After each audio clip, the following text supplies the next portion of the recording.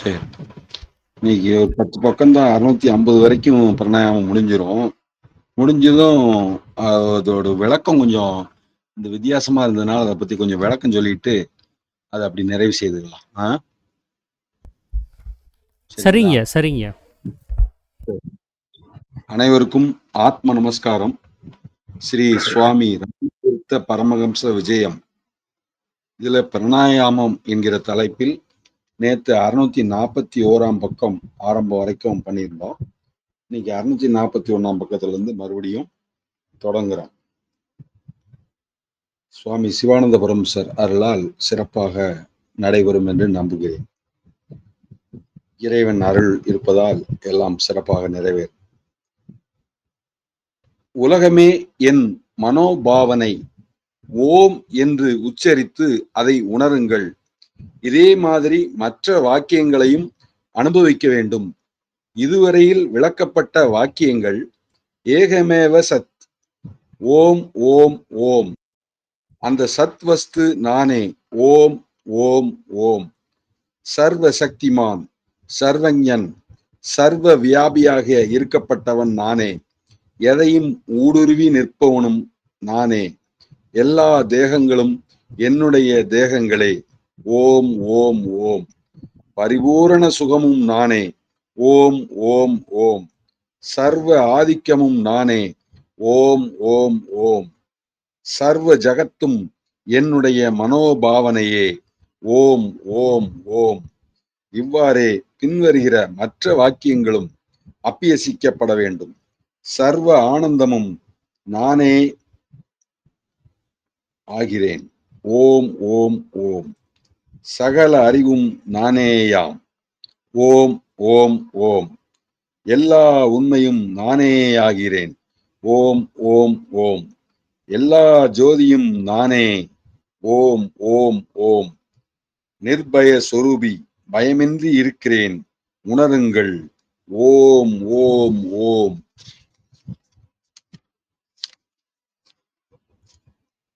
பற்றுதலும் இல்லை, வெறுப்பும் இல்லை, சர்வ இச்சைகளின் பூர்த்தியாக இருக்கிறேன், ஓம் ஓம் ஓம், நானே பரமாத்ம சொரூபி, ஓம் ஓம் ஓம், எல்லா காதுகளிலும் கேட்கின்றவன் நான், ஓம் ஓம் ஓம், எல்லா கண்களிலும் பார்க்கின்றவன் நான், ஓம் ஓம் ஓம், எல்லா மனங்களிலும் நினைக்கின்றவன் நான், ஓம் ஓம் ஓம், முனிவர்கள் சத் வஸ்துவை அறியவே ஆவல் கொள்கிறார்கள், அந்த வஸ்து நானேயாகிறேன், ஓம் ஓம் ஓம், சூரியன் மூலமாகவும் நட்சத்திரங்கள் மூலமாகவும் பிரகாசிக்கின்ற ஒளியும் ஜீவனும் நானே ஆகிறேன், ஓம் ஓம் ஓம்.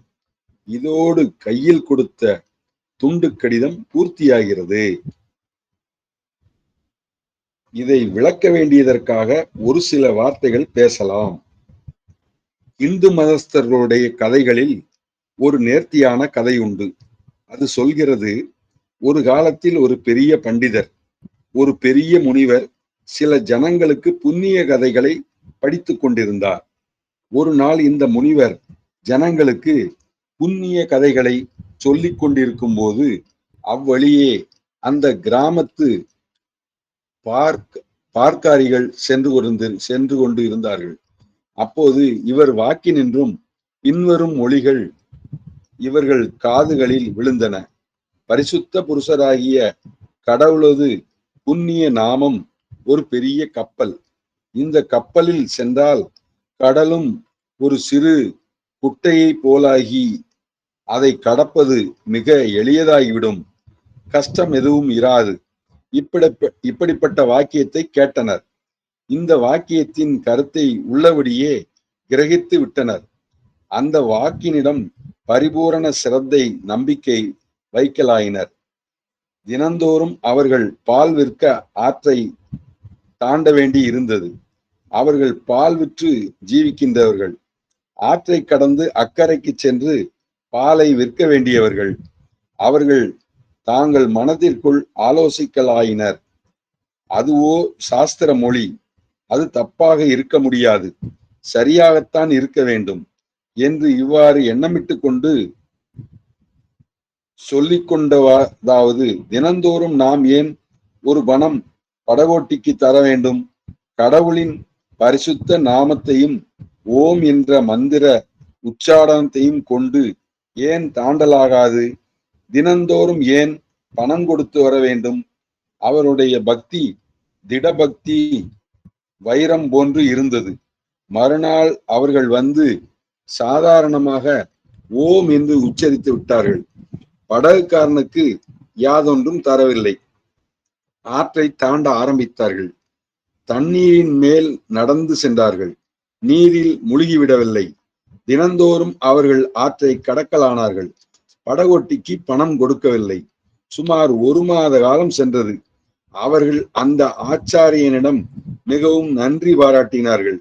இவர்களுக்கு பணம் மீத்து கொடுத்த அந்த புண்ணிய மொழிகளை வெளிப்படுத்திய ஆச்சாரியரிடம் நன்றி பாராட்டுவராயினர். அந்த முனிவரை ஒரு தினம் தங்கள் வீடுகளில் வந்து போஜனம் அருந்துமாறு வேண்டிக் கொண்டனர். சரி, வேண்டியபடி சம்மதித்து விட்டார். குறிப்பிட்ட தினம் இந்த முனிவர் அவருடைய வீட்டிற்கு போக நேர்ந்தது. பார்க்காரிகளில் ஒருத்தி வந்து அழைக்கலானார். இந்த ஸ்திரீ முனிவரை தம் கிராமத்திற்கு அழைத்து செல்லும் போது நதியண்டை வந்து சேர்ந்தார்கள். அங்கே ஒரு நொடியில் பார்க்காரி அக்கறை போய் சேர்ந்தாள். இக்கரையில் தங்கிவிட்ட முனிவர் அவளை போல் போக முடியவில்லை. அந்த ஸ்திரீ சீக்கிரம் திரும்பி வந்து முனிவரது தாமதத்திற்கு காரணம் கேட்டாள். படகோட்டிக்காக காத்திருப்பதாக முனிவர் கூறினார். படகோட்டி வந்து இவரை அக்கறைக்கு அழைத்து கொண்டு போக வேண்டும். அப்போது பார்க்காரி சொன்னால், ஐயா, நாங்கள் உங்களுக்கு எவ்வளவு நன்றி உள்ளவராக இருக்கிறோம். எங்களுக்கு இதுவரையிலும் 35 பணம் சேமித்து வைத்து கொடுத்தீர்கள். இது மாத்திரமல்ல, இனி எங்கள் காலம் உள்ளளவும் படகோட்டிக்கு பணமே தர வேண்டியதில்லை என செய்திருக்கிறீர்கள். அப்படி இருக்க நீங்கள் மாத்திரம் ஏன் பணத்தை மிகுத்து கொண்டு எங்களுடன் அக்கறைக்கு வரலாகாது?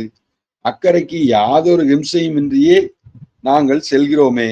உங்களுடைய போதனையினாலும் புத்திமதியினாலும் யாதொரு கேடுமின்றி செல்கிறோம். அப்படி நீங்களும் அக்கறைக்கு போகலாம் என்றாள்.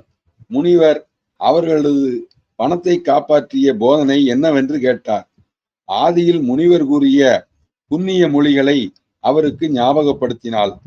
இவ்வுலகமாகிய சமுத்திரத்தை தாண்டுவதற்கு தக்க கப்பலாக கடவுளின் பெயரே இருக்கின்றது என்றீர்களே, அதற்கு அவர் ஆம், சரிதான், நானும் அதை அப்பியசிக்க வேண்டுமே என்றார்.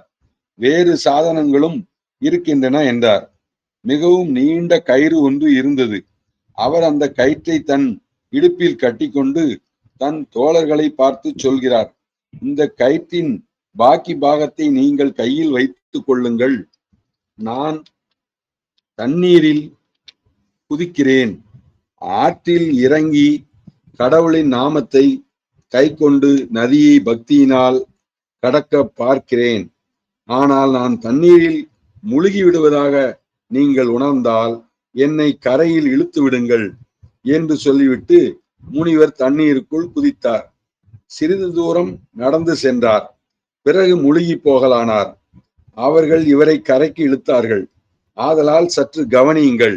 அந்த பண்டிதருக்கு ஏற்பட்ட பக்தியை போன்ற பக்தி இதற்கு கௌரவம் உண்டு என்று நம்பத்தக்க பக்தி சாமானியமாக உள்ளது. எதுவோ அது காப்பாற்றி விடாது. ஜீவனை ரட்சிக்கின்ற பக்தி அது அல்ல. உங்கள் ஹிருதயங்களின் கோணலே அது. ஓம் என்று உச்சரிக்கும் போது, கடவுளின் நாமாவை கை கொள்ளும் போது, அப்படி ஈஸ்வர நாமத்தோடு கூட நானே ஏக சொரூபி என்று சொல்லிக் கொள்ளும் போது உங்கள் ஹிருதயத்திற்குள் சமுசயம் உண்டாகின்றது, நடுக்கம் உண்டாகின்றது. நான் மூழ்கினால் என்று ஆள் போட்டு விடுகிறீர்கள். நான் முழுகினால் இழுத்து விடுங்கள். அந்த சிறு மொழி நடுக்கத்தை கொடுத்து கொண்டு அங்கே தங்கி நிற்கிறது. இவ்வுலகில் உள்ள பேதங்களெல்லாம் சகல சந்தர்ப்பங்களும் எனது சிருஷ்டியே என் செய்கையே என்பதில் சந்தேகமில்லை. என் செய்கையே அல்லது வேறல்ல. நீங்களே தெய்வ சொரூபி, பரம பிரபுவாகவே இருக்கின்றீர்கள். அதை உணருங்கள். இதே நிமிஷத்தில் அதை அனுபவியுங்கள். உறுதியான சலிக்காத பக்தி, அனுபவ அறிவை அனுபவத்தால் அறியுங்கள். இந்த காகிதத்தை படிக்கும்போது இன்று விளக்கி காட்டியபடி தினந்தோறும் இதை படித்தால் உங்களுடைய சிறு ஆள்களெல்லாம் விரட்டப்படும். இந்த ஆள்களே உங்களை பந்தப்படுத்துகின்றன. விடாப்பிடியாக தெய்வ சொரூபத்தினிடம் பழகி வந்தால் இந்த சிறு ஆள் விலகிவிடும். இந்த காகிதத்தை தினந்தோறும் 2 தடவை படியுங்கள். பல தடவைகள் படியுங்கள். இந்த சிறு ஆள்களெல்லாம் உங்களை விட்டு ஓடிவிடும். இது நிச்சயம். இப்போது ராமன் உபன்யாசத்தை நிறுத்தி விடுவான். அப்போது ராமனிடத்தில் சிறிது நேரம் சாமானியமாக பேச விரும்புகிறவர்கள் பேசலாம். நான் இந்த இடத்தை விட்டு நகர்ந்தவுடன் பேசலாம். ஓம் ஓம் ஓம் என்று உச்சரித்துக் கொண்டே இந்த ஆவணத்தை விட்டு நீங்குவான்.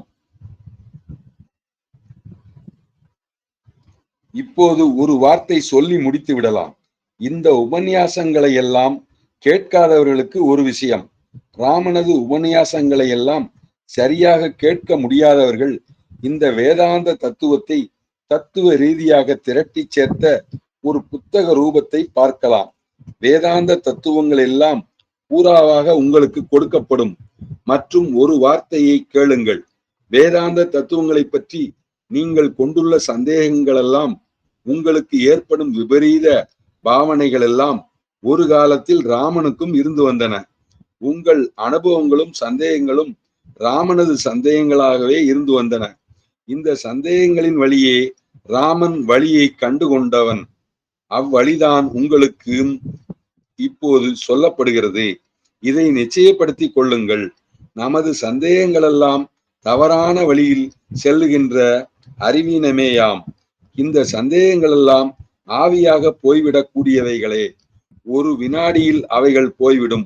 உங்களுக்கு ஏற்படும் சந்தேகத்தை பற்றி ராமனிடம் தனியே பேச வேண்டியவர்கள் பேசலாம். ராமன் இவ்விடத்தை விட்டு சீக்கிரத்தில் போய்விட மாட்டான். மேலும் நீங்கள் துக்கத்தை நிவர்த்திக்க பிரியப்பட்டால், பரிபூரண சுகம் உங்களுக்கு வேண்டுமானால், உங்கள் சித்தியை நீங்கள் திரும்பவும் அடைய வேண்டும் என்று தோன்றினால், சுவானுபூதி அடைய வேண்டும் என்னும் இச்சை உண்டானால், நீங்கள் வேதாந்தத்தை அனுபவிக்க வேண்டும். வேறு கதி இல்லை, கிடையவே கிடையாது.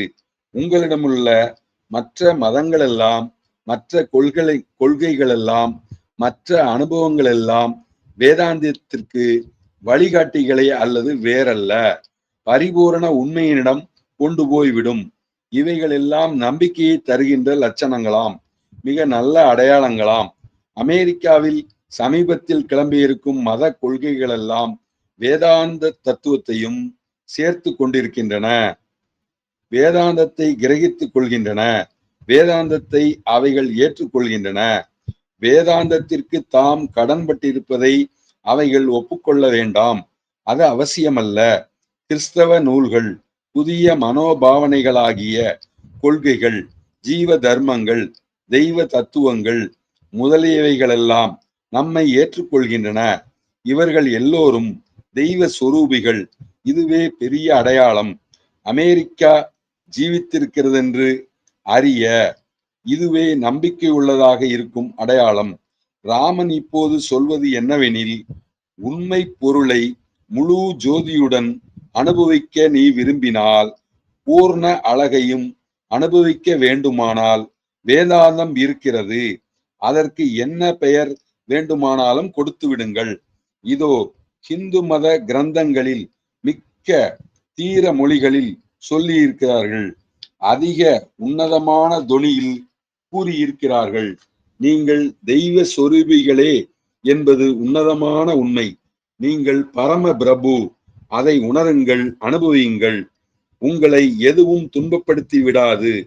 அதுவும் உங்களுக்கு புண்ணை உண்டாக்காது. நீங்களே பரநிலையில் விளங்கும் பிரபு. உலகம் உனது மனோபாவனையாக உள்ளது. நான் மேலான புருஷன். இதுவே உண்மையாக இருக்கிறது. இப்படிப்பட்ட விஷயங்களை கேட்டு பழக்கமில்லாவிட்டால் நீங்கள் அதற்காக பயப்பட வேண்டாம். உங்கள் பிதாமார்கள் அல்லது முன்னோர்கள் இதை நம்பாமற் போனால் என்ன பாதகம்? அவர்கள் தம்மால் முடிந்ததை செய்தார்கள். நீங்களும் உங்களால் முடிந்ததை செய்யுங்கள். உங்களுக்கு கதி மோட்சம் வேண்டுமானால் அது முன்னோர்களுடைய வேலை அல்ல, அவர்களுடைய காரியமல்ல. உங்கள் நற்கதியானது உங்களுடைய வேலையே ஆகும். இந்த வேதாந்தம் உங்களுக்கு அந்நியம் என்று நீங்கள் கருத வேண்டியதில்லை. இல்லவே இல்லை. அது உங்களுடைய சொரூபமாக சுபாவமாக உள்ளது. உங்கள் ஆத்மஸ்வரூபம் உங்களுக்கு அந்நியமா? வேதாந்தம் என்பது வேறு எதுவும் அல்ல. உங்கள் ஆத்மாவை பற்றியும் ஜீவனை பற்றியும் உங்களுக்கு சொல்கிறது. உங்கள் ஆத்மா உங்களை விட வேறானால் அதுவும் வேறுதான். சரீர சம்பந்தமான, மனோமய சம்பந்தமான, சன்மார்க்க சம்பந்தமான, ஆத்ம சம்பந்தமான துன்பங்கள் எல்லாம் எப்போது தீரும் தெரியுமா? வேதாந்த அனுபவத்தால் மாத்திரமே அவைகள் உடனே நிற்கும். அனுபவம் என்பது ஒரு கஷ்டமான காரியம் அல்ல. ஓம் ஓம் ஓம். 28வது அதிகாரம் முற்று பெற்றது. இது 650ஆம் பக்கத்தோடு நிறைவடைகிறது. இனி 651ஆம் பக்கம் 29வது அதிகாரம் அழகிய சிறுகதைகள் என்று ஆரம்பிக்கிறது. அது தேவையாக இருந்தால் தொடரலாம். அது பிறகு பார்த்துக் கொள்கிறேன். 1 பைரன் என்ற கவி என்று அது ஆரம்பிக்கின்றது. அதை நாம் பிறகு பார்த்துக் கொள்வோம். இப்பொழுது நேரம் 8:35. இப்பொழுது நாம் ஏற்கனவே பிராணாயாமம் என்ற தலைப்பில் நாம் அதில் கொஞ்சம் பார்த்ததில் கொஞ்சம் சொல்ல வேண்டியதாக இருக்கிறது. சிறு விளக்கம் போல் சொல்ல வேண்டியதாக இருக்கிறது. ஏனென்றால் அதில் சித்தரில் ஒரு கருத்து கூறப்பட்டுள்ளது. ஒரு மூக்கை அடைத்து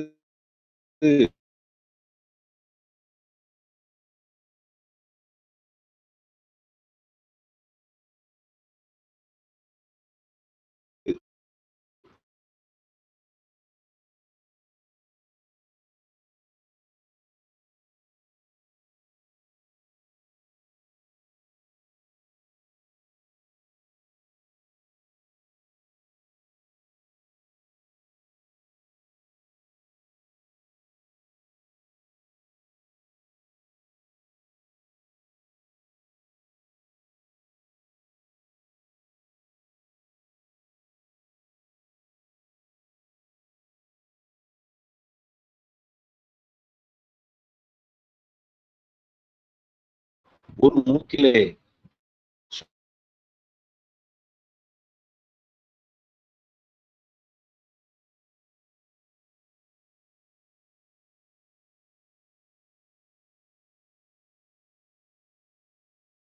சுவாசத்தை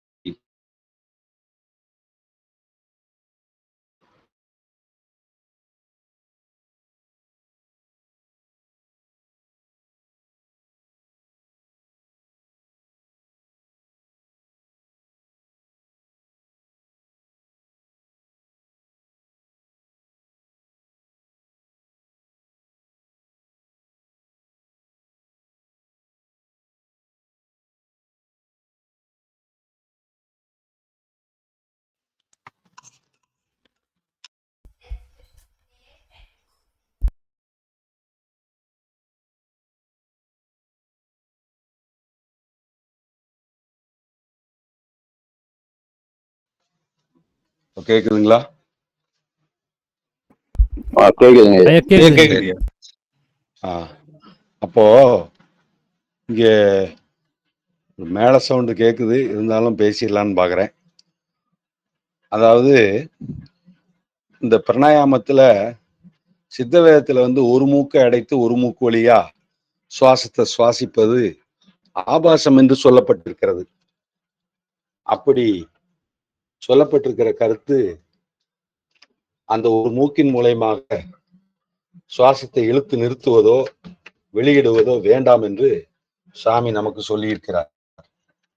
அது நமக்கு அனுபவத்தில் இருக்கின்றது.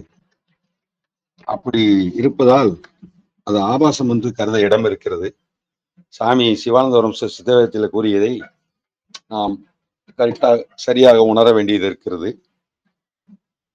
ஆனால் வேறொரு வகையில் நாம் பார்ப்போமேயானால்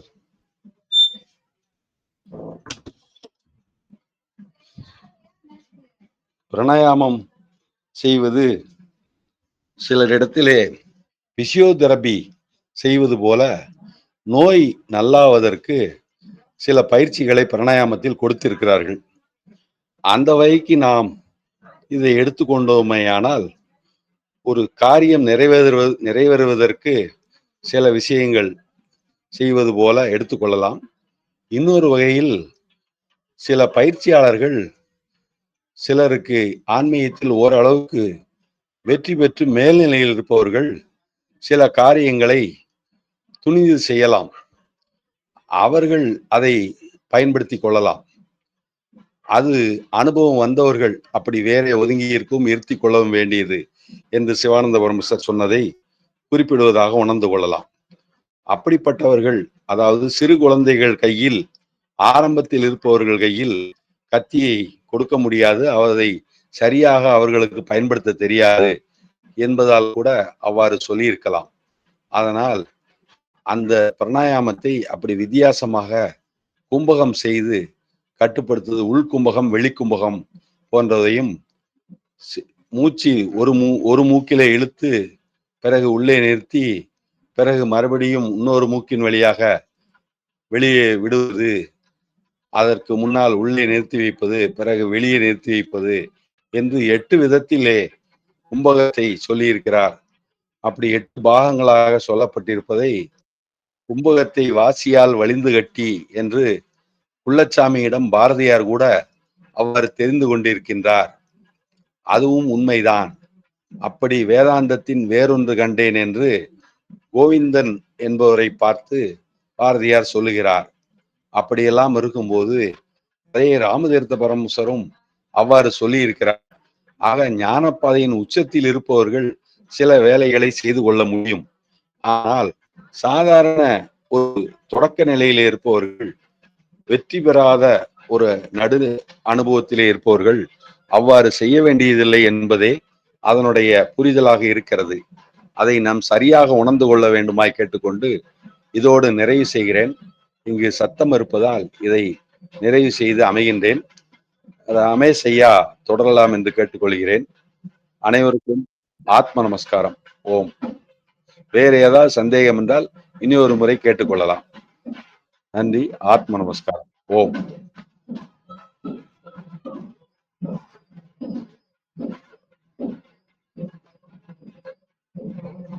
ரமேஷ் ஐயா ஆரம்பிச்சுக்கோங்க.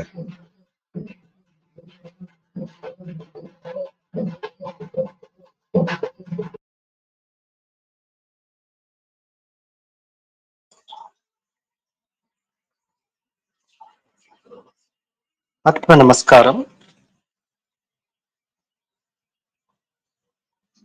நாம் சித்த வித்தை பயிற்சி செய்பவர்களுக்கு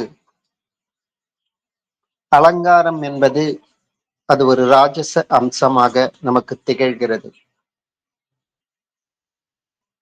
ஏனென்றால் நாம் ஜீவனை மேல்கதியாகுவதற்கு, அதை ஒரு நற்கதிக்கு கொண்டு செல்வதற்கு அதில் முழுமையாக நாம் கவனம் செலுத்தாமல் உலகத்தினுடைய இந்த மாயையினுடைய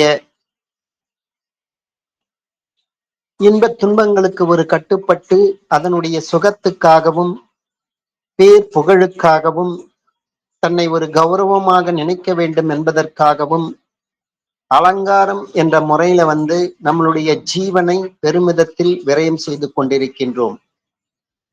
இது ஜீவ நஷ்டம் மட்டுமல்லாமல் இது பொருள் நஷ்டமும் அது உண்டாக்கக்கூடியத நிலைமையை அது பெற்றுத் தருகிறது.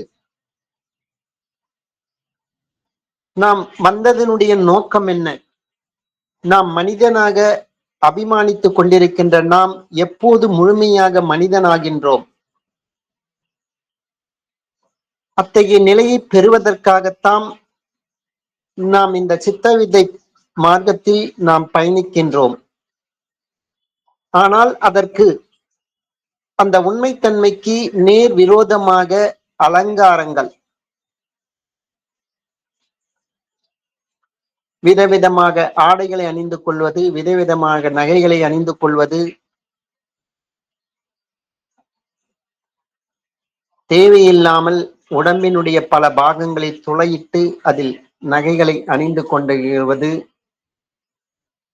அதுவும் கலர் கலராக ஆடைகளை அணிவது என்பது எல்லாமே முழுக்க முழுக்க இந்த உலகத்தினுடைய மாயையினுடைய அகப்பட்ட நிலைதான். அந்த பலகையைத்தான் நாம் பிடித்துக் கொண்டிருக்கின்றோம். ஆனால் உண்மையில் நாம் ஜீவனை நேசிப்பவர்களாக இருந்தால் நாம் சத்துவ குணம் உடையவர்களாகத்தான் முதலில் மாற வேண்டும். அந்த நிலையில் இருந்து தான் நாம் முக்குணங்களையும் விட்டு அந்த ஜீவனோடு ஐக்கியமாகக்கூடிய அந்த ஜீவன் தன்னைத்தான் உணர வேண்டும் என்றால் இத்தகைய அலங்காரங்கள் முதலியவளை விட்டுவிட்டு இயற்கையோடு இயற்கையாக நாம் வாழ பழக வேண்டும் என்பதைத்தான் 18வது சட்ட திட்டங்கள்ல ஞானபிதா நமக்கு வலியுறுத்தி இருக்கிறார்.